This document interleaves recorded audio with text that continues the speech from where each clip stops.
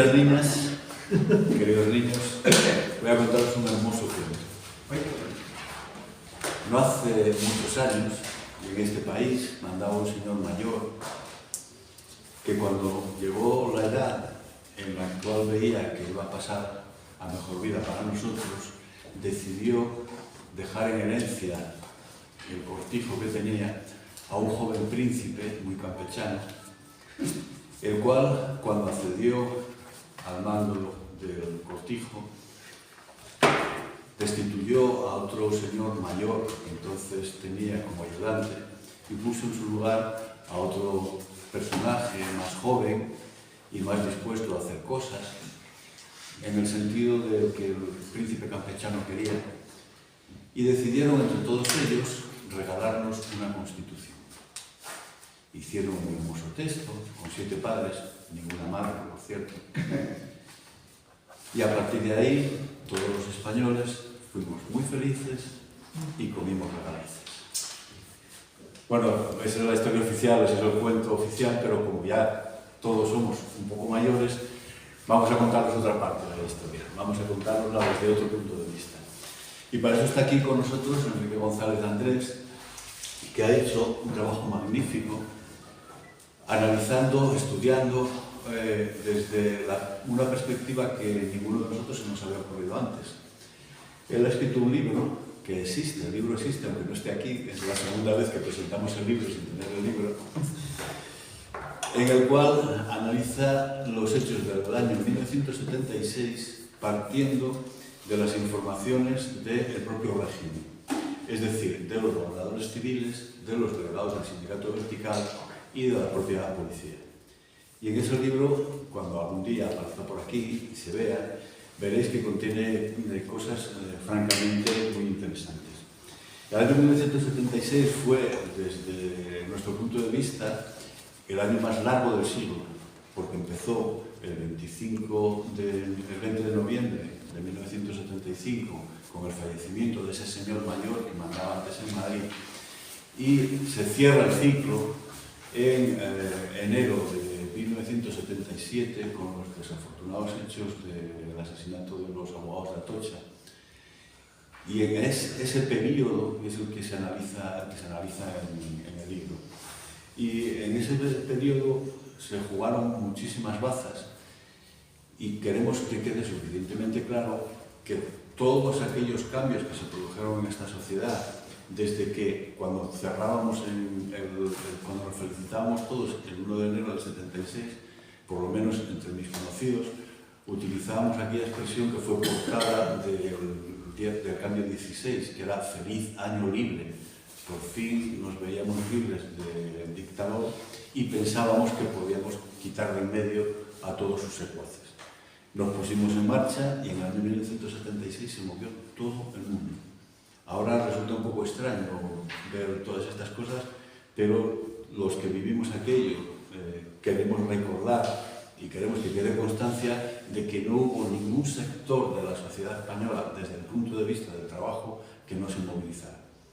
Como yo intentaba explicar no hace mucho a unos jovenzuelos de mi barrio, decía, se movilizaron hasta los bomberos, que era una cuestión que parecía como imposible en aquel régimen, en aquel momento, ¿no?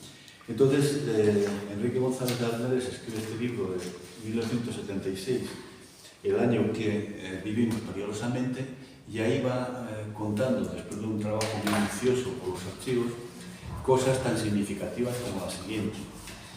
El gobernador civil de Burgos, que hay que decir que los gobernadores civiles eran, de acuerdo con lo que decía la normativa del régimen, los gobernadores civiles debían ser los heraldos de la voz del gobierno y realizadores de sus consignas. Bueno, pues los heraldos de la voz del gobierno escriben una cosa como dice el gobernador civil de Burgos, en el sentido de que ha pasado a la historia la imagen laboral de los trabajadores sumisos y baratos. Exactamente esta era la apreciación que ellos iban teniendo conforme iban avanzando las movilizaciones. Movilizaciones que mezclaron muy rápidamente los objetivos meramente económicos y laborales con los objetivos inmediatamente políticos, porque todos comprendíamos que si nosotros estábamos muy expoliados desde el punto de vista económico o de las condiciones de trabajo, era porque había un sistema político que permitía que eso se desarrollara. Por tanto, atacamos y arramblamos con todo lo que pudimos en aquel momento. Y algún gobernador civil llegó a escribir algo que nos resultaba muy familiar a los que entonces militábamos en la vida comunista revolucionaria, que era: en España hay un proceso pre-revolucionario. Y el gobernador civil esto lo escribe exactamente con las mismas palabras que nosotros lo describíamos en combate. Era una coincidencia muy curiosa.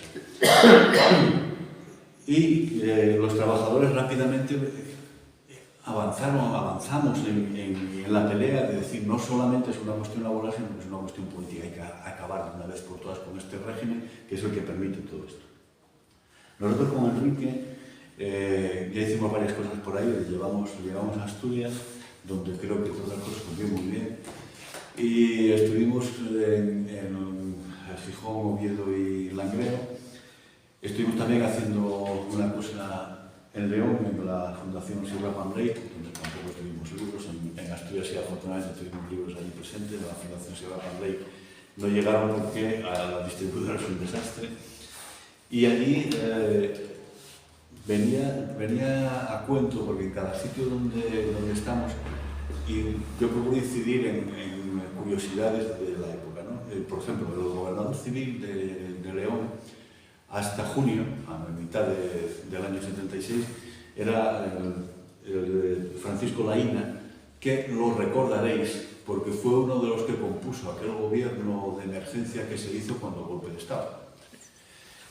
A Francisco Laína en junio lo envían para Canarias y lo sustituye Antonio Quintana Peña, que escribe, y esto era muy curioso el leerlo, en los propios escritos de los que debían ser del gobierno, dice cosas como que la situación en la que se encontraba se debe a un deterioro coyuntural, consecuencia de la crisis económica que arrastra a estas sociedades de años anteriores, basada en primer lugar en la defectuosa estructura económica del país.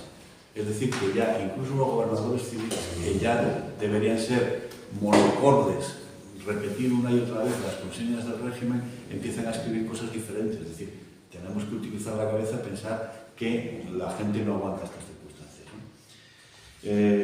Estaremos mañana en Valladolid y allí hay una cuestión muy singular, que es que el gobernador civil, como me imagino que habrán hecho más de ellos, intentó en la medida de lo posible convencer a los periodistas de que él consideraba una banda de comunistas, de que fueran a informarse de las situaciones laborales, que fueran a preguntarle a él. Porque claro, los periodistas lo que hacían era que iban a preguntar a los trabajadores, y así pasaba que, claro, la problemática laboral, las acciones reivindicativas concretas en las iglesias y centros de trabajo, así como las convocatorias de manifestaciones y otros actos ilícitos, se las cuentan a ellos.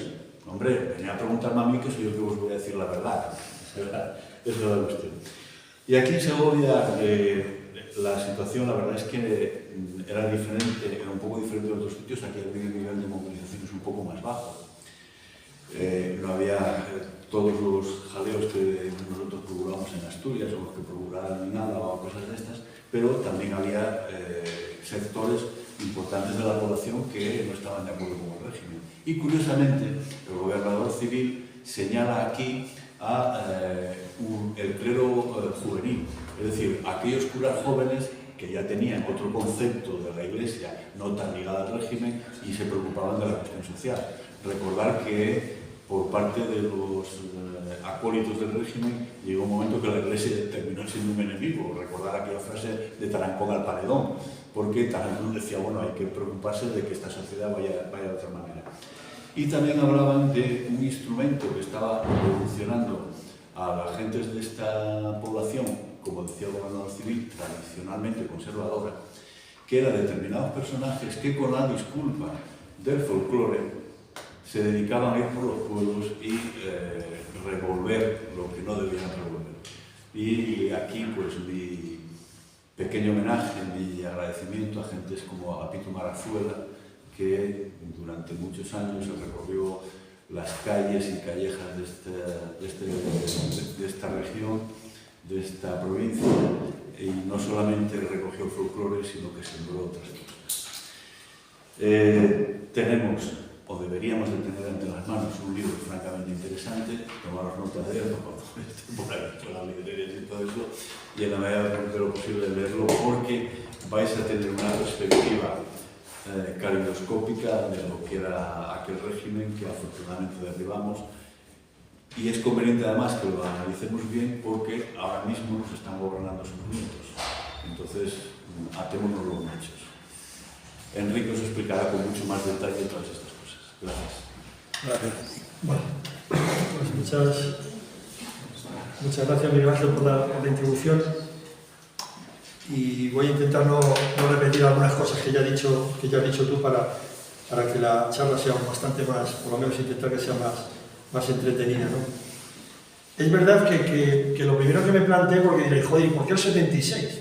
Que no el 75, o el 77, o el 78, y es verdad que también hay razones para elegir algunos de esos años que os he dicho, ¿no? Pero me pareció que el 76 era fundamental, sobre todo por la participación de la clase trabajadora española en aquel año.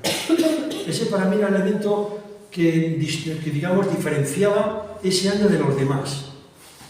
Claro, normalmente, y si os fijáis, eso es una constante, los que somos historiadores y tenemos una visión crítica, por supuesto, lo hemos podido ver muchas veces en la historia. En general, las élites lo que hacen es que los periodos en los cuales la mayoría de la sociedad no participa, se encarga de recalcar, diciendo, pues había poca participación, una atoría social, no había movilizaciones, y en cambio los periodos que son excepcionales, en las cuales la gente que estamos abajo de la sociedad exigimos nuestro puesto o exigimos nuestras reivindicaciones o queremos un lugar que nos corresponde por el papel que jugamos en la sociedad, en esos procesos excepcionales tiende a infravalorarlo cuando no, a un lacerante silencio. Bueno, no fue tanto el 76, por ejemplo, o no fue tanto en el 36, o no fue tanto cuando el 14 de diciembre de 1988, cuando la huelga general. En general siempre se tiende a que seamos conscientes de nuestro papel sumiso, no participativo, no consciente, y que para eso ya están las élites para decidir por nosotros. Por tanto, cualquier historiador, y los que provenimos de una tradición marxista, y yo la sigo defendiendo, lo que sí tenemos muy claro es que con nuestras modestas contribuciones tenemos que intentar combatir ese argumento que es falso de la A a la Z, como la revista que sacabais vosotros en el 76, de la A a la Z. Exactamente, es falso hasta la médula. Y el año 76 lo pone en evidencia. No os voy a machacar a datos, pero algunos números os van a servir para ver por qué efectivamente lo que os estoy diciendo es realmente cierto desde un punto de vista histórico. Y ya no solamente desde el punto de vista cuantitativo, sino también os voy a dar algunos aspectos cualitativos del ambiente social que se respiraba, que también se suele infravalorar cuando no silenciar, diciendo que efectivamente en aquel año no pasó prácticamente nada y que lo que ocurrió allí fue sobre todo el cambio de las élites franquistas, que se volvieron como Santa Teresa de una forma absolutamente, en fin, religiosa, se convirtieron a demócratas cuando llevaban defendiendo la dictadura durante 40 años. Y que nosotros, los españoles y españolas de a pie, lo que hicimos fue aplaudir, como meros espectadores en un teatro, o silbar si no nos gustaba.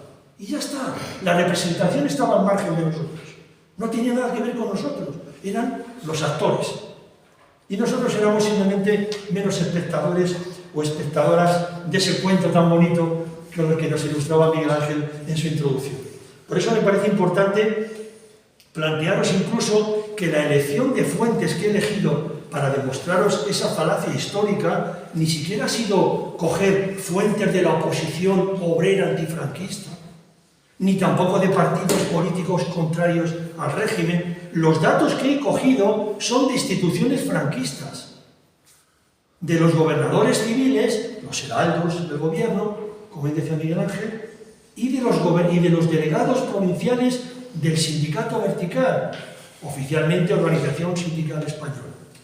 Esas son las fuentes que he elegido para que veáis efectivamente el cuento que nos tratan de colar y que nos siguen intentando colar es eso, un cuento, nada que ver con la realidad histórica.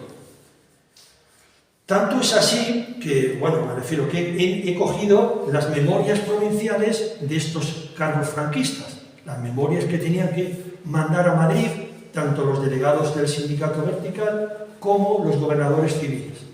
Y he cogido de las 52 provincias, he podido conseguir 49 provincias, o sea, prácticamente la mayoría. Solo me he podido coger de Alicante, Lugo y Madrid. En el caso de Madrid, permitidme un pequeño inciso, porque intentando conseguir las memorias, el que fuera un archivero que ya estaba jubilado de la Delegación de Gobierno de Madrid, antiguo gobierno civil, él explicó, con la persona con la que hablé, que la orden del movimiento nacional fue quemar la documentación. Y parece ser que esta información es real, porque ahora ha sacado una memoria ese señor Óscar Alzaga, insigne político democristiano de la Unión de Centro Democrático, partido que ganó las elecciones el 15 de junio de 1977, en la que él dice, no sé si estará comprobado o no, pero él dice que se opuso a la orden del movimiento nacional de quemar la documentación y que no estuviera en poder de los españoles para ver todas las tropelías que habían cometido y todo lo que estaban diciendo poco antes de su reconversión a la democracia. Por tanto, parece que en el caso de Madrid confirma que efectivamente tenemos muchas dificultades todavía los historiadores para coger documentación no ya de la guerra civil, sino incluso de la transición a la democracia, que como veréis es hace apenas 45-46 años desde la muerte del dictador. El caso es que conseguí de 35 provincias las 2 memorias, ahí está incluida Segovia, que la pude conseguir de los 2, del gobernador civil y del delegado provincial, y 14 provincias solo pude conseguir una memoria. Fijaos si había una situación de enorme inestabilidad, y esto es un apunte para que veáis cómo estaba la situación, que de los gobernadores civiles en aquel año se produce el hecho histórico, una inestabilidad total y absoluta. De hecho, se producen 92 cambios en 43 provincias de gobernadores civiles. En el caso de Segovia hay 3 gobernadores civiles en el año 1976 y 2 delegados provinciales en el caso de Segovia. Solamente Ávila, Burgos, Cádiz, Huesca, Jaén, Palencia, Salamanca, Teruel y Valladolid tienen el mismo gobernador civil el 1 de enero del 76 hasta el 31 de diciembre de 1976. Las 43 provincias restantes tienen cambio de gobernador civil. Y de hecho, como la de Segovia, hay incluso 6 provincias más con 3 gobernadores civiles durante el año. El argumento que utilizan para explicar esto, desde fuentes oficiales, es que, bueno, era una situación muy inestable y que las élites estaban, digamos, reorganizando en su nueva situación de antiguos dictadores, o mejor dicho, defensores de la dictadura, a defensores de la democracia. Los que pensamos que esa visión no se adecua a la realidad histórica, lo explicamos en función de la enorme movilización social y laboral que existía entonces, que ponía en jaque los privilegios que hasta entonces habían disfrutado. Esa es para mí la justificación. Y en el caso de los delegados sindicales, mirando lo que entonces era el boletín oficial del Estado, que se llamaba Gaceta de Madrid, detecté cambios en al menos 30 provincias, solamente en aquel año 76. Jamás eso ocurrió durante los años de la dictadura, desde que ganan en el frente militar en 1939 hasta la muerte del dictador en 1975. Durante todo ese periodo no hay en absoluto ningún tipo de modificación de altos cargos como la que se da en 1976. El discurso oficial no va a insistir mucho porque es el que ha planteado en el cuento Miguel Ángel y que es muy ilustrativo, pero fijaos que lo que se planteaba por parte de un historiador, en este caso leonés, es lo que os he dicho antes, y esto es entrecomillado, el pueblo español durante la transición resultó ser espectador pasivo e inerte. No estaba dispuesta a actuaciones arriesgadas ni para mantener el régimen ni tampoco para derribarlo. Y utilizando a otro historiador, Tusser, llegó a calificar que eso era propio del individualismo insolidario del español. Eso es lo que se enseña normalmente en la universidad, y cuando se da este tipo de explicación en los institutos de bachillerato, pues se suele dar este tipo de explicaciones. Y ya para entrar a los datos que os comentaba antes, que son bastante ilustrativos de lo que realmente había, según las cifras que da el Ministerio de Trabajo de huelgas el año 1976, son más de 3.600 y 2,5 millones de huelguistas. Según el Ministerio de la Gobernación, da 34.000 huelgas, y lo hacía sumando trimestres. Los 4 trimestres del año 76 lo suma y le daba 34.000 huelgas. Según el Vertical, da más de 1.500 huelgas, pero más de 3.600.000 huelguistas. Solo para que veáis la magnitud, no llegaba la población asalariada española a los 9 millones. Con lo cual estamos hablando prácticamente de más de un 40% de la población asalariada. Es como si en el año 2023 se movilizaran en este país 9 millones de trabajadores.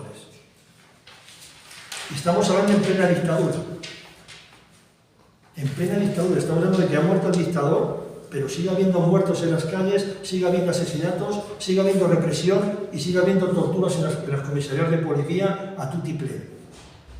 Y aun con todo participa, según cifras oficiales, que ahora veréis que se quedan cortas, participan 3.600.000 huelguistas. En un informe interno que da el secretario general del Vertical, el 30 de marzo del 76, fijaos el adelanto que hace con fecha 15 de marzo, de las movilizaciones que estaban dándose en España. Número de conflictos laborales, 763, el 15 de marzo. Plantillas de empresas afectadas, 2 millones. Huelguistas, 1.400.000. Y ahora vais a ver el individualismo insolidario del español. Remuneraciones dejadas de percibir por los trabajadores, entonces en millones de pesetas, como sabéis, 3.200 millones de pesetas. Solo a fecha 15 de marzo. El individualismo insolidario del español.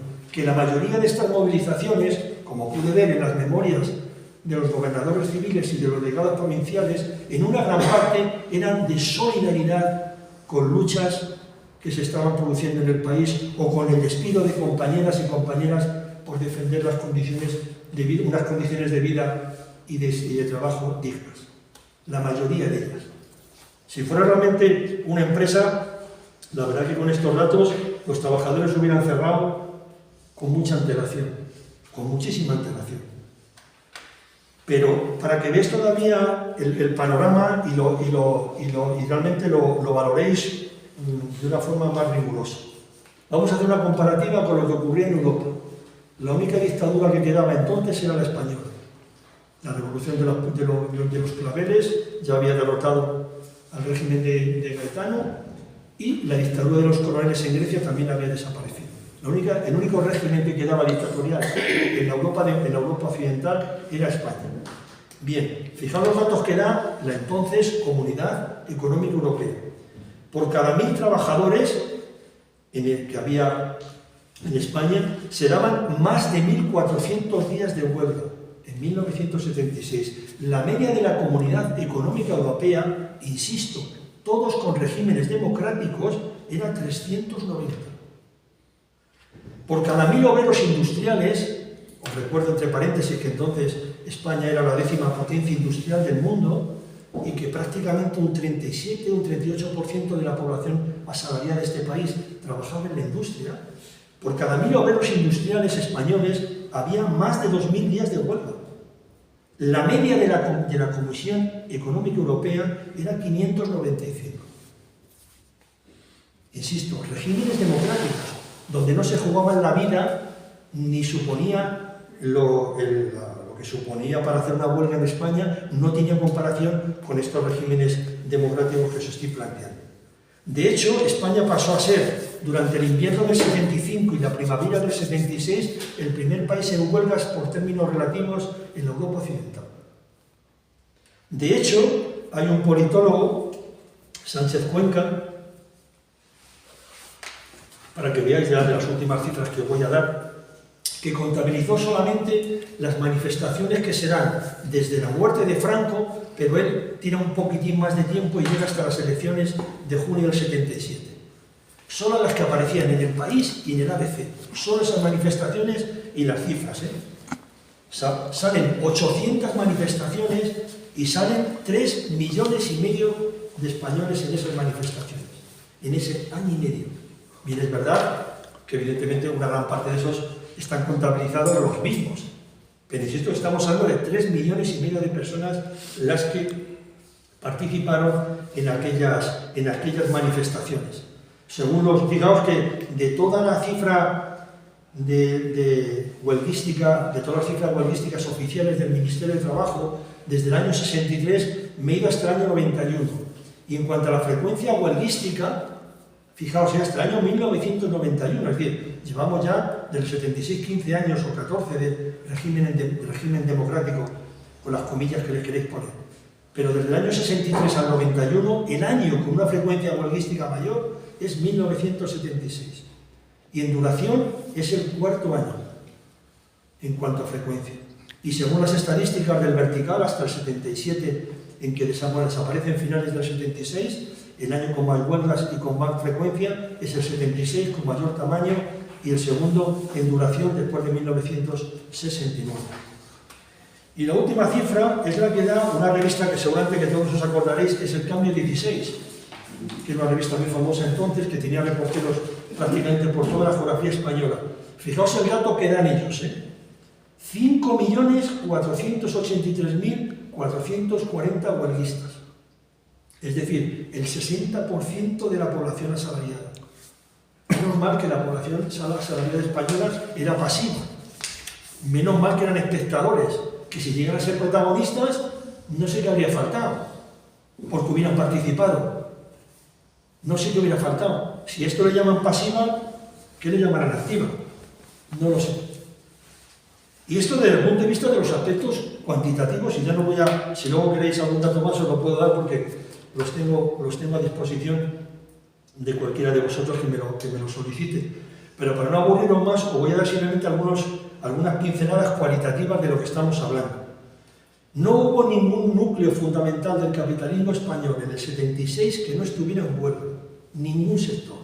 Ni el metal, ni la construcción, ni químicas, ni minería.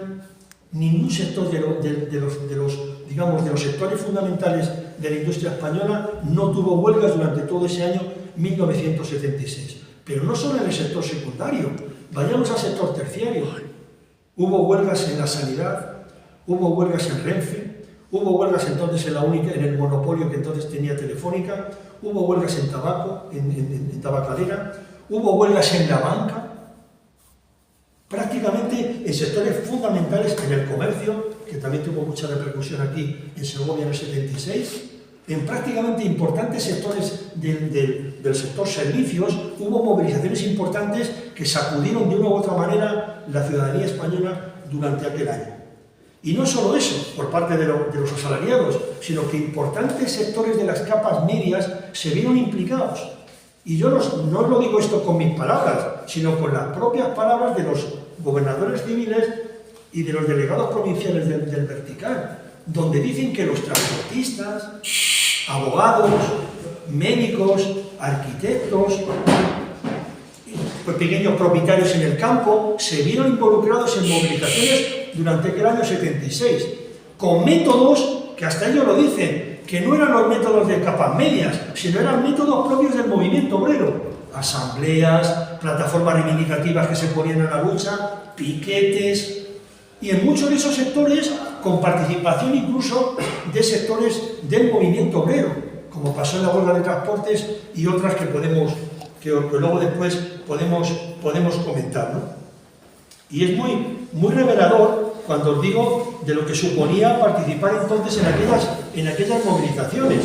Este es otro informe que da el secretario general del Vertical en una reunión interna, con fecha 30 de marzo. Fijaos, sanciones derivadas de la conflictividad, dice este señor. El total de despidos producidos como consecuencia de la participación en alteraciones laborales hasta el 2 de marzo son de 6.421 trabajadores y trabajadoras. Durante las alteraciones que actualmente permanecen abiertas, han sancionado con despido a 5.545. Y el último dato que da ya a las 19:30 horas, fijaos qué nivel, del día 9 de marzo, permanecían sancionados con suspensión de empleo y sueldo 19.643 trabajadores y trabajadoras.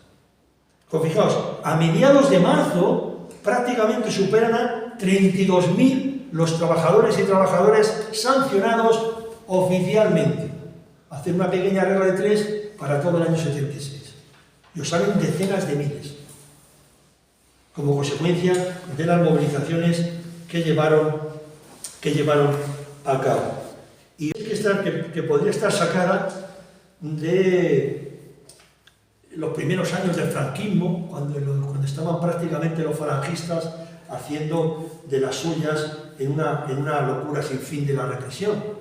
Esta cita que os voy a dar ahora está hecha en el Ministerio de la Gobernación de 1976, para que vean lo que significaba la movilización entonces. La represión no alcanza su fin si es blanda. Se debe actuar dura y enérgicamente, empleando desde la carga con la defensa hasta el fuego con toda clase de armas. Insisto, está hecho esto en noviembre de 1976. El policía armado, por ser agente de la autoridad, puede obrar tranquilamente en la realización de sus obligaciones, vayan o no revestidas de fuerza, porque la ley le respeta y trata de favor.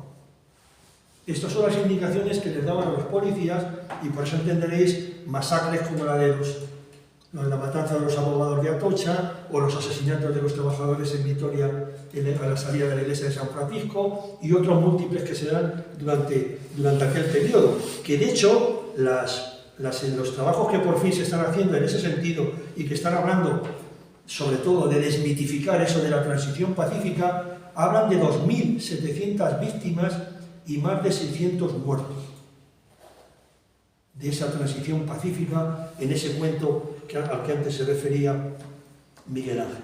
Tanto es así, en un libro que hizo la que fuera ministra de Educación con Zapatero, Mercedes Cabrera, venía a plantear lo siguiente, en un libro que se titula El poder de los empresarios en España. Decía, el radicalismo, la dureza y la generalización de la protesta obrera hicieron pensar a muchos que un clima prerrevolucionario estaba a punto de apoderarse en España. El temor se hizo patente en los medios empresariales. Con lo cual, fijaos esa transición pacífica que cuentan, esa transición donde la sociedad española fue mera espectadora, no tuvo ninguna participación y se limitó simplemente a aplaudir o a silbar, no tiene nada que ver con la realidad histórica de aquel periodo. De hecho, la última cita que voy a comentar en ese sentido, le envía a la Comisaría Policía de Puerto Llano un informe al gobernador civil y fijaos que este es el reflejo de lo que la brigada político-social veía de lo que estaba ocurriendo en el 76 y está hecho en marzo, Fijaos qué toque irónico de lo que estaba ocurriendo. Le mandaba esto al gobernador civil de Ciudad Real. Ha proliferado por todo el país la nueva moda de la huelga indiscriminada y así distintos sectores profesionales caracterizados hasta ahora por su silencio y sumisión se han lanzado inconscientemente al paro, sin detenerse a considerar las graves consecuencias que para la economía nacional acarrea esta actitud insolidaria. Esto es el reflejo más palpable de lo que veían, el cambio tan radical que se estaba dando para estas huestes franquistas que durante un montón de años habían hecho de su capa un sayo y campaban con total impunidad por un montón de la geografía española. Y claro, cuando uno empieza a hacer este tipo de consideraciones, pues evidentemente tiene que intentar hilar muy fino. No sea que de lo concreto hacer generalizaciones que son extraordinariamente poco rigurosas o al revés, de generalizaciones muy amplias, bajar a lo concreto de una forma que no sea correcta. He intentado mantener un fino equilibrio, en el libro no sé si lo he conseguido cuando lo leáis, cuando lo podéis leer ya me lo diréis, pero he intentado relacionar ambas cosas. Cuestiones concretas que son muy significativas para percibir el ambiente social y al mismo tiempo el ambiente social lo que influía en aquellos aspectos concretos. esa cuestión que desde el punto de vista marxista llamamos dialéctica. Y eso es lo que he intentado llevar a cabo. Y cuando decía antes que ni siquiera las cifras eran reales, que se quedaban por debajo, de hecho lo pude comprobar en 3 zonas, en Asturias, en Pontevedra y en Baleares. ¿Por qué? Me encontré infinidad de recortes de prensa que tenían el vertical. En todos ellos aparecía un sello aquí, ponía el periódico, en fin, cualquiera de los periódicos que hubiese La Voz de Asturias, o el que fuera, o el Diario de Baleares, el que fuera, y venía arriba OSE, Organización Sindical Española, y el sello. Pues fijaos si los datos se quedan por detrás, que un ejemplo solo, para no aburrirnos. En el caso y lo suelo utilizar porque es muy significativo, del Sindicato Provincial de la Enseñanza de Asturias. Según su delegado provincial del sector, ponía que había habido 0 conflictos en Asturias, en el sector de la enseñanza. Yo solamente de 3 meses, que solo encontré 3 meses de recortes de prensa en Asturias, vi 100 informaciones relativas a conflictividad en Asturias. 100 recortes, desde catedráticos de enseñanza, del catedrático de instituto, catedrático de universidad, profesores no numerarios, los famosos penenes, etcétera, etcétera. 100 recortes. Y según la estadística oficial del vertical, puso 0 conflictos. Esto lo puedo extrapolar porque hay más, pero solo para que veáis hasta qué punto los 3.600.000 huelguistas del vertical se quedan cortos, porque hubo más. Y algunas pinceladas del ambiente que se respiraba. Fijaos, el caso de los aprendices. Hay varias referencias en las memorias tanto de los delegados provinciales como de los gobernadores civiles sobre esta lucha. Y la verdad es que ellos mismos se quedan bastante impresionados. Los he encontrado en Huesca, en Asturias, en Barcelona, donde estamos hablando, y si me permitís este símil, son sectores de trabajadores y trabajadoras que están al final de la cadena alimenticia. Son los sectores más débiles. Son los que empiezan a trabajar, los que están en una escuela de aprendices. Bueno, pues las movilizaciones que emprenden son difícilmente de diferenciar de las que emprendían sus padres y sus madres. Plataformas reivindicativas, aprobadas en asambleas continuas, luchas con piquetes, los mismos procedimientos que efectuaban sus padres y sus madres, a sabiendas de que muchos de ellos, si se metían en esos conflictos, aparecían en las listas negras y por tanto que se olvidasen de formar parte de las escuelas de aprendices de esas zonas. Y por tanto la única salida que les quedaba era migrar. Y ellos mismos, los gobernadores civiles y los delegados provinciales, se quedan impresionados de este papel tan preponderante de estos sectores, ¿no? Al igual que las mujeres trabajadoras, que también lo comenta, por cierto, el gobernador civil de Segovia, diciendo que eso es bastante curioso, impresionante. Dice el gobernador civil de Segovia, causó malestar, a este respecto el gobernador civil exponía: la mujer trabajadora hizo acto de presencia en este nuevo sindicalismo, apareciendo mujeres en capital y provincia de carácter muy definido, con conocimiento para manejar reuniones e interpelar a la administración. Gobernadores civiles machistas hasta el tuétano. Podemos poner un nombre. Y este señor estaba dando esta explicación de la intervención de la mujer trabajadora en Segovia, porque también habla de espacios urbanos, donde la mujer trabajadora tenía muchas dificultades, pero un poquito menos que la que estaba en ambientes menos industriales y más rurales, como por ejemplo, digo de los urbanos, Pontevedra, Zaragoza, Barcelona, Navarra y Valencia. Pero es que además de Segovia, también hablan en zonas como Zamora y Orense de la importancia del papel de la mujer trabajadora en aquellos momentos, síntoma de un nuevo periodo, en lo que los marxistas llamamos la lucha de clases. Síntomas de un nuevo periodo. Una mujer que había estado arrinconada durante décadas, donde había sufrido y seguía sufriendo una auténtica desigualdad en su vida, en todas las facetas en donde se movía. Y justamente ellos mismos, estos jerarcas franquistas, machistas hasta el tuétano, tienen que reconocer la importancia de las movilizaciones y de la participación de estas mujeres en muchas de las luchas que se estaban dando. Otro aspecto también para que veáis cómo era un ambiente diferente que se estaba dando: las pequeñas y medianas empresas, las pymes. Un ejemplo que me quedó clarísimo fue que por casualidad en Barcelona, en la subdelegación de gobierno, me encontré centenares de notas de la Guardia Civil, de las dos comandancias de la Guardia Civil de Barcelona, que mandaban sus informes al Gobierno Civil de Barcelona y a Madrid, donde daban datos de la enorme conflictividad que se estaba dando en la provincia, con una minuciosidad que no os hacéis ni una idea. El número de trabajadores exactos, las reivindicaciones, quiénes eran los que más luchaban. Bueno, una auténtica precisión con respecto a lo que era la descripción de la lucha que estaban planteando los trabajadores y las trabajadoras en aquella provincia.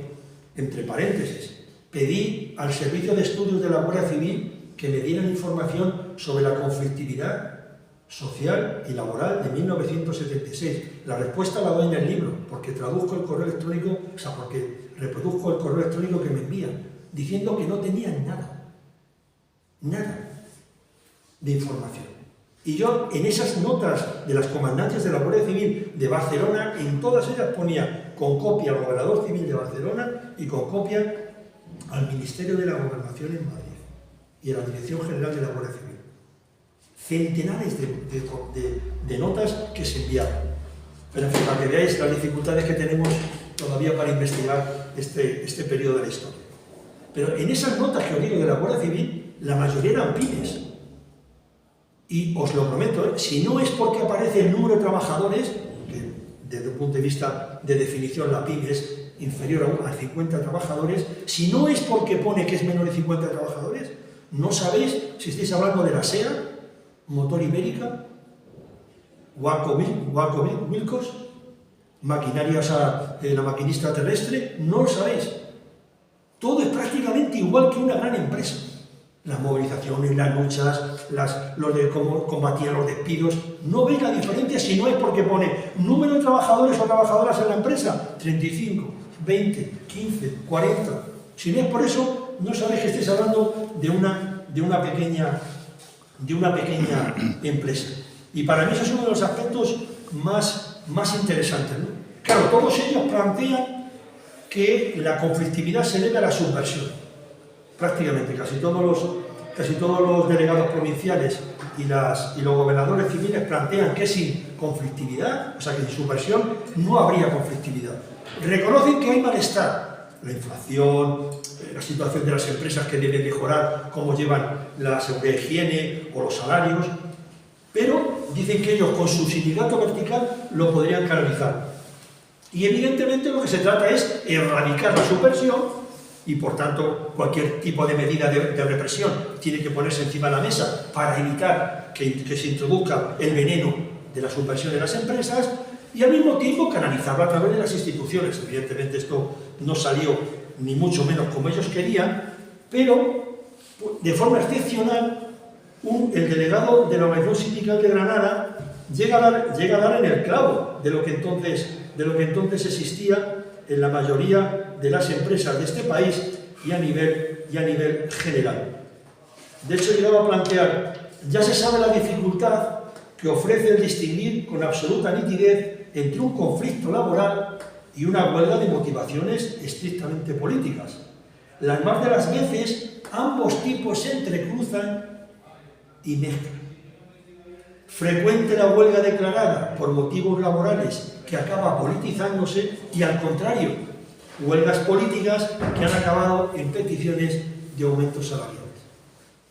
Y el ejemplo es uno de los ejemplos que me llevó más sorpresa, que además es muy poco conocido, la huelga de pescadores de Almería, que se da una primera huelga antes del verano del 76 y luego será otra huelga prácticamente casi al final del año. Y además lo cuenta con bastante minuciosidad el gobernador civil. Dice, al principio eran reivindicaciones laborales. Se planteaba por parte de los trabajadores del sector pesquero, que además en Almería era muy importante y todavía sigue teniendo bastante relevancia, planteaban reivindicaciones puramente laborales. Participaron de una forma bastante relevante, el 80-90% de las embarcaciones, y consiguieron, como dice el gobernador civil, el 100%. En lógica, habría que concluir que estos trabajadores y trabajadoras ya estarían satisfechos y por tanto no se movilizarían. Pero él mismo tiene que decir que en noviembre vuelve a surgir otra huelga de pescadores, esta vez sin ninguna reivindicación laboral, con más participación de los trabajadores y planteando que en la cofradía de pescadores ellos querían elegir a su representante, al cofrade mayor, y le querían elegir ellos. Y aquella huelga se vuelve todavía más radicalizada que la anterior. Por tanto, ese análisis que hacemos de que no, es que en todo caso, bueno, sí, se movilizaban mucho, pero eran reivindicaciones salariales. En cuanto las conseguían, se acababan, no había más luchas. Ese discurso que algunas veces también se plantea para intentar minimizar el contenido que había en aquellas luchas, tampoco se adecua a la realidad histórica. Y vemos un montón de conflictos donde esta situación no termina en una lucha reivindicativa. Y hay un ejemplo que cuenta un conductor de autobús de la que era entonces la empresa municipal de transporte de Madrid.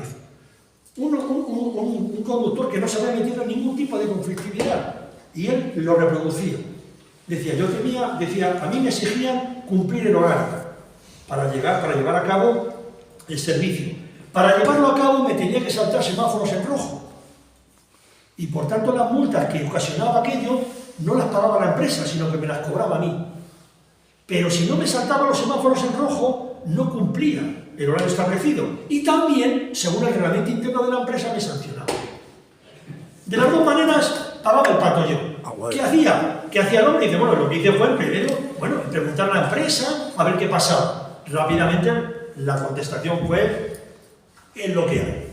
Este es el reglamento interno, si te parece bien, vale, y si no, hay. Claro, se mete al vertical y no le hacen ni caso, porque reproduce la postura de la empresa. ¿Qué hace? Que va a los sindicatos ilegales, sobre todo comisiones obreras. Claro, en ese momento, en cuanto se enteran, porque la policía secreta está muy al tanto de eso, le ponen en la lista negra. Y le ponen ya sanciones. ¿El conflicto cuál es el siguiente paso? Que ya él, lógicamente, ve la necesidad de participar más y de defenderlo en la calle, porque ve que en la empresa no tiene nada que hacer. ¿Y hay quien le espera? La policía con la porra. Fijaos el proceso que sería entre muchos trabajadores y trabajadoras, que no empezaban diciendo, yo estoy contra el régimen, yo quiero la lucha revolucionaria. No, que simplemente quería cumplir el horario. El problema es que las condiciones materiales, las condiciones políticas de entonces y las condiciones sociales le obligaban a tener que superar los marcos de la empresa y salir a la calle, porque no había más remedio. Pero ni siquiera ya para solucionar cuestiones de índole, en fin, muy alta.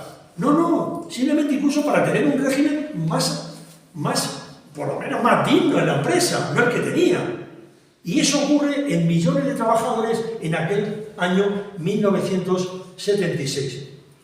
Y ya para ir terminando, solamente comentaros dos cosas. Una sobre la correlación de fuerzas en 1976.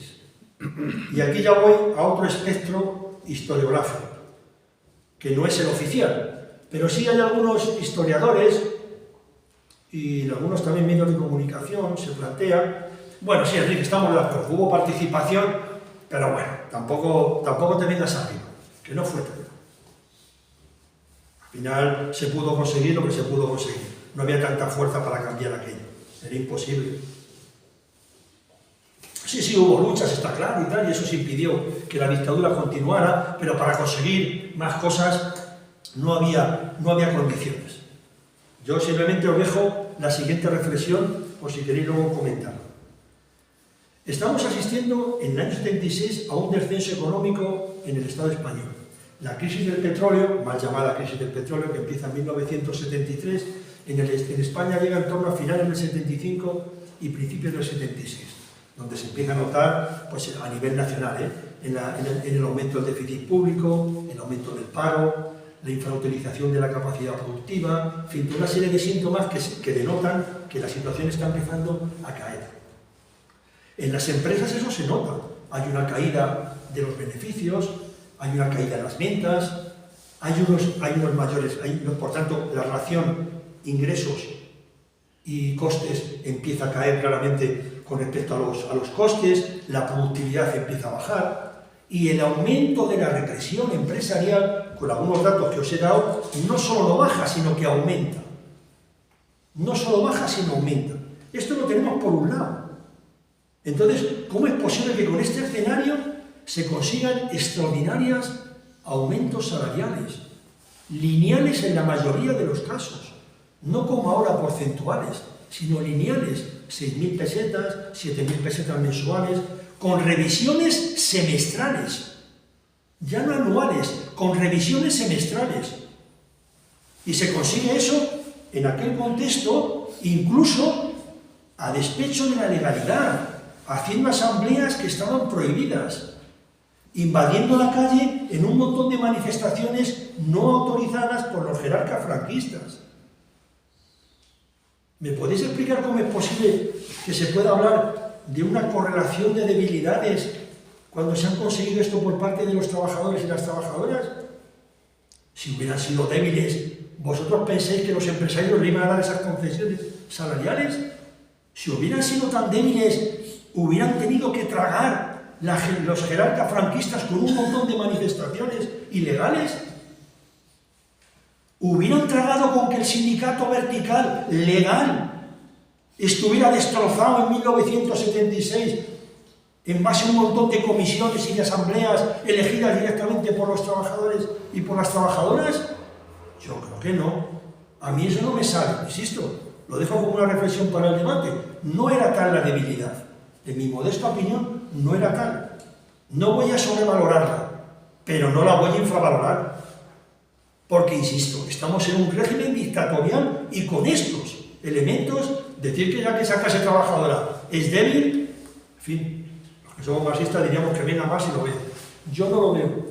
Y esa es una opinión que sí que me gustaría dar. Y no solamente lo veo yo. Fijaos, esto lo dice el presidente del Consejo Nacional de Trabajadores en una reunión interna de la Comisión Permanente del Vertical, el 20 de julio del 76. Fijaos cómo definía a la clase trabajadora. Un verticalista, no se habla de un miembro de comisiones, ni de UGT, ni de USO, ni de la CNT. Un miembro del vertical. Dice, las características que definen este periodo son una mayor duración de los conflictos, sobre todo los de sector y los de empresas multinacionales. Y fijaos lo que dice, una intensificación de la conciencia de clase. No lo digo yo. Lo dice un verticalista que había estado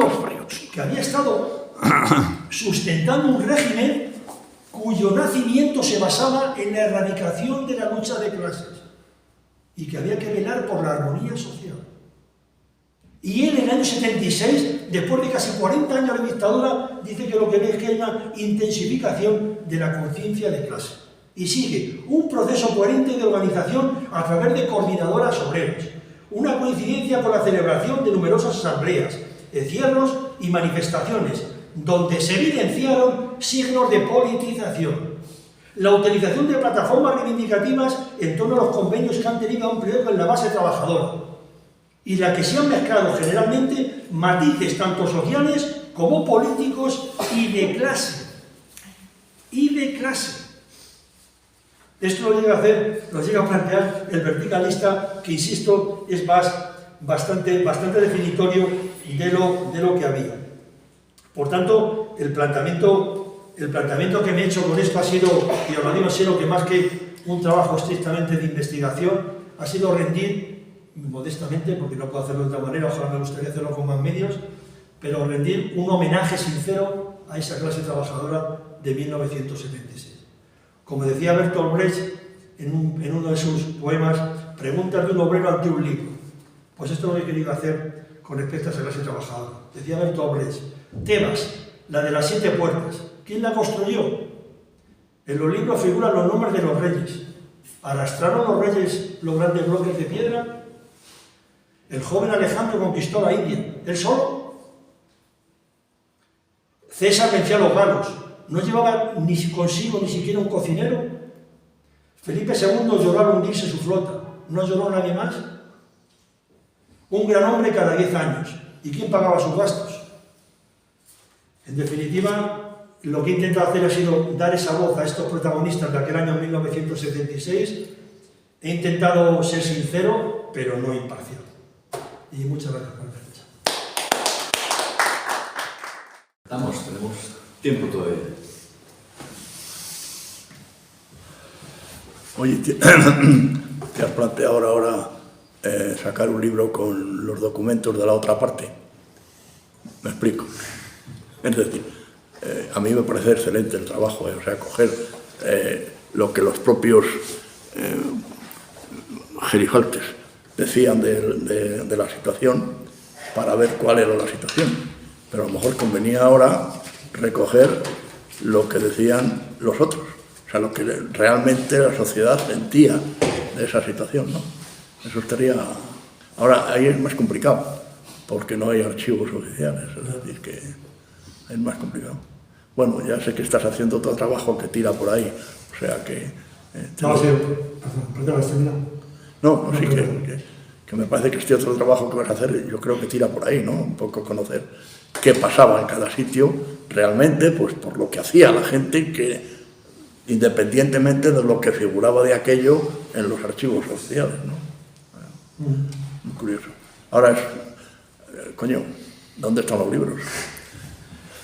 Lamentablemente no, pero vamos, que sobre todo el tema de los trabajos de la otra parte, por un lado, los anteriores trabajos que he hecho, el anterior fue Reforma o Ruptura, una aproximación crítica a las políticas del Partido Comunista de España. Ahí reflejo en los documentos lo que pensaba el Partido Comunista de España en este periodo, desde el 73 al 77, por tanto el 76 está incluido, ¿no? Y mi idea ahora, y es ya lo sabe yo y tal que lo estoy planteando, es intentar dar voz a los de Tebas, a los que arrastraban las piedras, que decía Bertolt Brecht, ¿no? A los que arrastraban las piedras. Y en este caso estoy intentando documentarme del año 76 en Segovia y luego hacer todas las entrevistas que pueda, no solamente a personas que participaron en aquella conflictividad, sino también trabajadores y trabajadoras que vivieron aquel momento y que me digan cómo lo vivieron, qué esperanzas tenían, cuáles eran sus ilusiones, cuáles eran sus frustraciones, que eso nunca o casi nunca sale en los libros de historia. Y que me parece fundamental. Salen siempre lo que dicen las grandes élites, los grandes hombres, porque las mujeres casi nunca salen, pero salen lo que aparece en los grandes hombres, sus anhelos, sus preocupaciones, y en cambio, la mayoría de las veces, el pueblo llano queda en el más puro ostracismo. Entonces, en este caso, se han hecho algunas cosas y tal que me han parecido interesantes de provincias con una mayor conflictividad, como en Asturias, por ejemplo, las trabajadoras de Ike, que es una lucha muy interesante, que se ha hecho también un trabajo muy bueno de historia oral, también en Barcelona, en Madrid, pero de provincias con escasa conflictividad, como es el caso de la de Segovia, pues eso apenas se ha hecho. Y en cambio a mí me parece que es un momento por lo menos para, insisto, modestamente, dar voz a los que nunca se la dan. Dar voz a los que nunca se la dan. Ya sé que eso es no va a tener la posibilidad de venderlo en un montón de librerías, ni de tener un montón de posibilidades de difundir los grandes medios de comunicación, pero a mí me parece que esa es una de las batallas más bonitas por las que merece la pena combatir. Por eso eso sí que estoy de acuerdo contigo allí y estoy en manos en ello para este año, si me da tiempo. Date prisa que cada vez quedamos menos. Eso estoy a tope.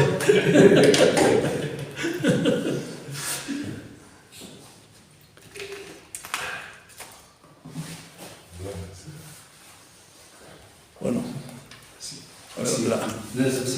a mí, bueno, me han impresionado algunos de los datos que... ¿Cómo te llamas también? Paco. Sí. Algunos de los datos numéricos, ¿no? Por lo grande. Yo oí 5 millones de trabajadores movilizándose en un año, pues no sé si podemos reflexionar un poquillo sobre las causas que llevaron, si era porque las condiciones laborales entonces eran francamente muy malas, mucho peores que las de ahora, porque vamos, yo no sé muy bien las causas, pero me da la sensación como que ese movimiento de movilización o de solidaridad obrera que has comentado, por cierto, muy bien documentado, muchas gracias, como que después se ha ido desinflando de alguna forma. No sé si es que no han habido causas o que la solidaridad ha ido yo no digo desapareciendo, pero a lo mejor desgregándose o atomizándose en un montón de movimientos. No sé la reflexión que hacer al respecto, pero me he quedado francamente sorprendido, agradablemente, por esa movilización tan fuerte, tan numerosa y jugándose tanto, que como que no veo un reflejo actual similar. No sé cómo explicarlo. A lo mejor yo veo, las trabajadoras de Inditex se movilizan, bueno, pues se movilizan ellas. Yo a mí Inditex nunca he trabajado para esa empresa, ni nadie de mi familia, pues yo no me movilizo, no es mi lucha de alguna forma. Yo creo que eso se ve ahora más de lo que se veía entonces a tenor de los números que nos estaban diciendo. No sé. Sí, por dar un poco de movilidad a la cosa. La primera circunstancia de los que nos tocó vivir en aquella época era que la crisis económica era muy importante. La crisis estalla fundamentalmente a partir de la guerra de Yom Kippur en el año 1973, donde los países árabes y la OPEP suben considerabilísimamente los precios de los combustibles, paralelismo con la situación en la que estamos nosotros ahora. El capitalismo ya de por sí tenía una serie de ondas que ya apuntaban hacia crisis, la típica crisis de sobreproducción, y por otra parte la crisis en el Estado español se traduce como una situación inflacionaria terrible. Hubo un año donde la inflación era del 27%. Eso significaba que tú empezabas el año ganando una cantidad y cuando acababa el año valía 4 veces menos, una cuarta parte menos de lo que tú acababas. Por consiguiente, todos nos movilizamos muy rápidamente y hubo convenios en los que se llegaron a firmar subidas salariales del 30 y 32% y cláusulas salariales, cláusulas de salvaguarda de los salarios, donde se controlaba la inflación no solamente una vez al año, sino, como decía antes Enrique, al semestre, porque la inflación era terriblemente dura en ese sentido, aparte de que los salarios eran de por sí bajos.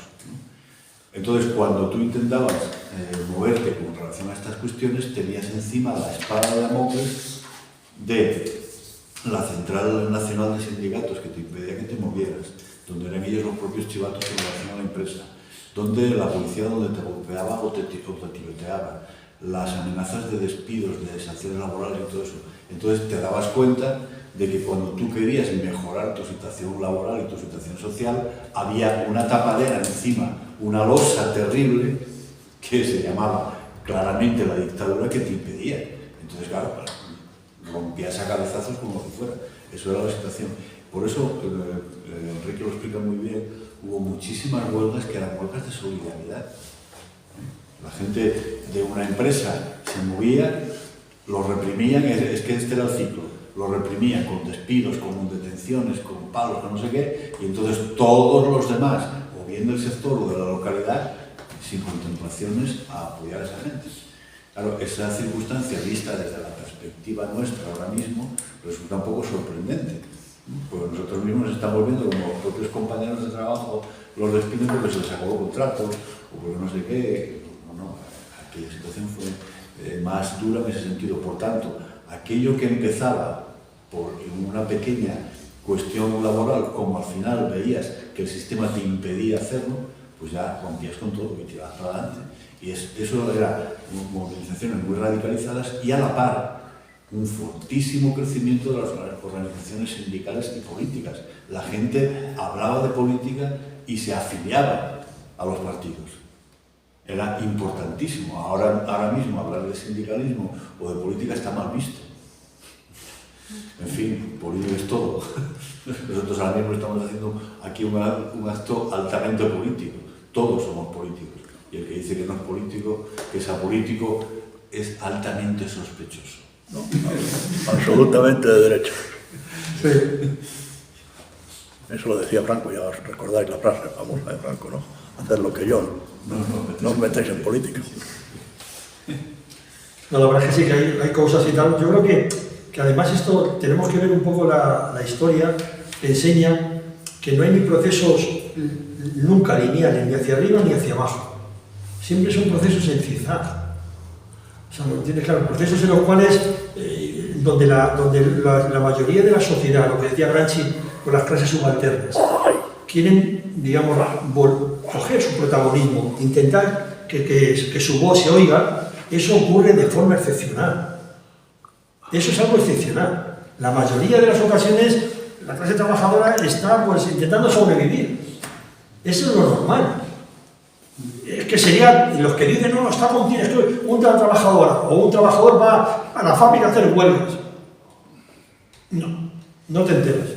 Pero la situación era lo suficientemente seria como que el gobernador civil de Álava dice: todas y cada una de las empresas alavesas han estado en conflicto durante 1976.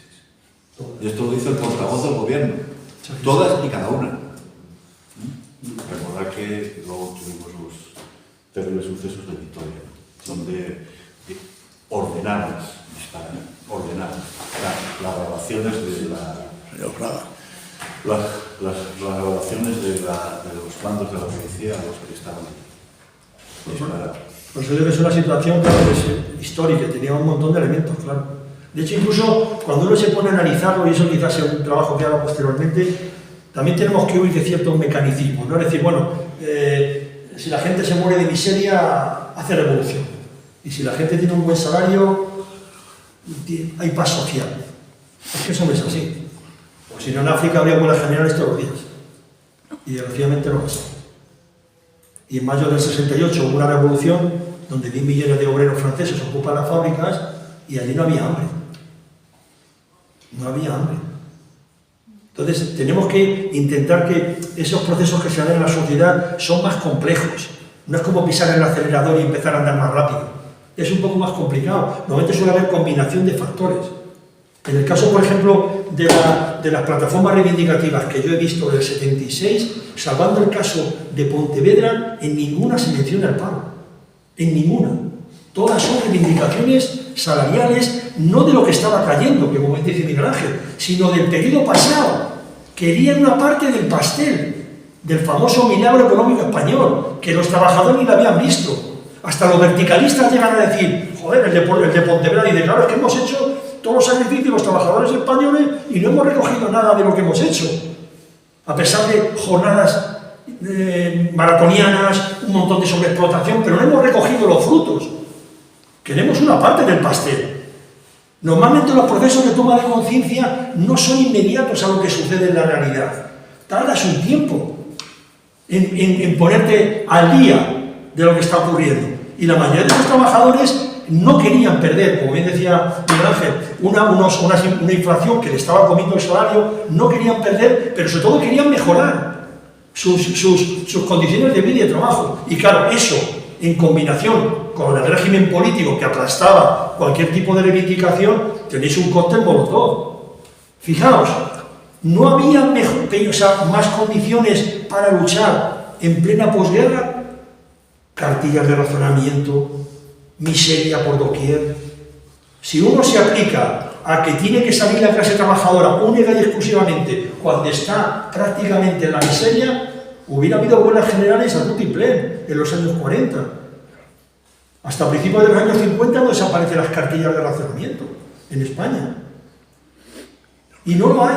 Al contrario, después de la derrota que se produce en la guerra civil, aquel periodo tan brutal de miseria, lo que hace es todavía hizo machacar más a la clase trabajadora, hundirla más todavía, la supervivencia por encima de cualquier otra consideración. No quiero saber nada de política, quiero comer.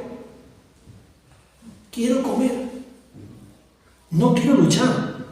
¿Qué ocurre con el milagro económico de los 60? Que ayuda a que esas heridas tan fuertes que había acumulado la clase trabajadora española durante los 40 y 50 empiecen a cicatrizar. Y empieza a haber huelgas desde el 62 en Asturias. Y empieza a salir comisiones obreras. Y llegamos al 70 con los juicios de Burgos, que una potente movilización hace que el dictador frene sus procesos de asesinato en los juicios, en los procesos de Burgos. Fruto de la movilización, ya en el año 70. Eso es lo que tenemos que ver muchas veces en este contexto, que lamentablemente podíamos utilizar fórmulas súper sencillas, nada. Miseria, revolución. Auge, paz social. Ya está. terminar el proceso. Ojalá fuera así, pero no es el más complejo.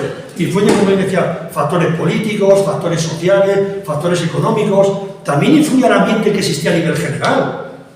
Para un sector de la clase trabajadora acaba de haber una revolución. ¿Cuál? La de los claveles en Portugal. Al lado de tu casa. No solo sale la clase trabajadora, también sale la burguesía española, que dijo, ojo, que mira lo que está pasando aquí. No sé qué nos pase a nosotros. Eso también influía. Y claro, no podemos obviar lo que pasó en el 68 en Francia, ni el invierno del descontento en Gran Bretaña en el 70, ni el otoño caliente en Italia en el 70, ni la caída de la dictadura de los coroneles en Grecia por la movilización. Todo ese ambiente también lo conocían sectores de la clase trabajadora. Es que eso también influye. Ese ambiente internacional no era ajeno. La primera derrota del imperialismo estadounidense en Vietnam, en 1973. Eso también influye en la situación. Son elementos que ayudan a comprender por qué esas causas que tú decías, Paco, de la movilización. Eso es lo que todo ese, digamos, compendio lo agitas y ahí podemos obtener un cóctel que nos ayuda a explicar qué pasó en ese año 1976. Ayuda bastante. Claro, luego después, ¿por qué no ocurre? Claro, es que también, pues eso es un aspecto que me interesa reflejar de lo que decía Yello de las personas de abajo. Porque claro, ¿qué ocurre después del 76, 77? Pues que un montón de ilusiones, un montón de anhelos, un montón de esperanzas en que iba realmente esto a ser diferente, muy diferente de lo que había antes y a mejorar realmente las condiciones de vida y trabajo, mucha gente empieza a ver que no es así, que no es verdad, que hemos ganado en derechos, evidentemente en algunos derechos, pero que en otros temas, como en el seno de las empresas, como el régimen capitalista, sigue siendo el mismo. ¿Y qué nos encontramos en el 79, en el 80, en el 81? Como decía Juan Luis Cebrián, el director del País entonces, la España que bosteza. La España del desencanto. Porque todo lo que había, claro, todas las ilusiones del 76, 77, en que iba a haber un régimen diferente, se ven prácticamente, en una buena parte por lo menos, no se ven satisfechas esas esperanzas. Y por tanto, ¿qué tenemos? Un bajón. En el año 79, contra el paro, que ahí sí es contra el paro, 79-80, hay más movilizaciones que en el 76, del punto de vista de obreros, más todavía de los 3.600.000. Pero en cambio el ambiente que se respiraba no era igual que el 76. Las ilusiones no estaban ya. Ahí había que defender como sea que la empresa no cerrara. Los salarios, pierdo salarios. Condiciones de trabajo, las pierdo, pero que la empresa no se cierre, por favor. Porque ahí es cuando sube, ahí cuando llega al 82, la famosa promesa de Felipe González, con que va a crear 3 millones de puestos de trabajo, que era el paro que había entonces. 3 millones de entonces, como consecuencia del cierre de empresas del 79, 80 y 81. Y 82, que es cuando gana el señor Felipe González las elecciones en octubre. En ese ambiente, claro que también hay muchas luchas, pero no tiene nada que ver con las del 76. Si uno se queda sobre las cifras, no entiende lo que está pasando. Hay otros elementos ahí en la ecuación diferentes a los del 76. Tanto es así que, de hecho, hasta las organizaciones políticas empieza a haber pero generalizado, lo que decía antes Miguel Ángel, que será el 76, a partir del 79, 80, 81, hay un proceso claramente de desafiliación o de menos participación en política, pero muchísima menos que la que había en el 76. Y fíjate, por condiciones era mucho más factible participar en política en el 81, 82 que en el 76. Dentro de las dificultades que hay, pero había por lo menos ya no había la dictadura en estado puro, que era el 76, y en cambio la gente participa menos.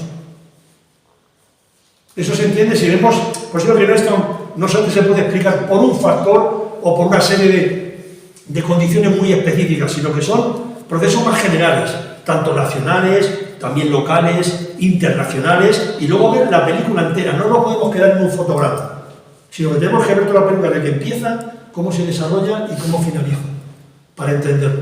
He dado algunas pinceladas en el libro y mi idea es eso, hacer otro trabajo después del que haga de la historia oral de la conflictividad en Segovia en 1976, hacer un libro donde de alguna manera intente combinar todo esto, la conflictividad sociolaboral, las políticas de los principales partidos, entonces, fundamentalmente el Partido Comunista de España, y de la principal organización sindical entonces, las comisiones obreras.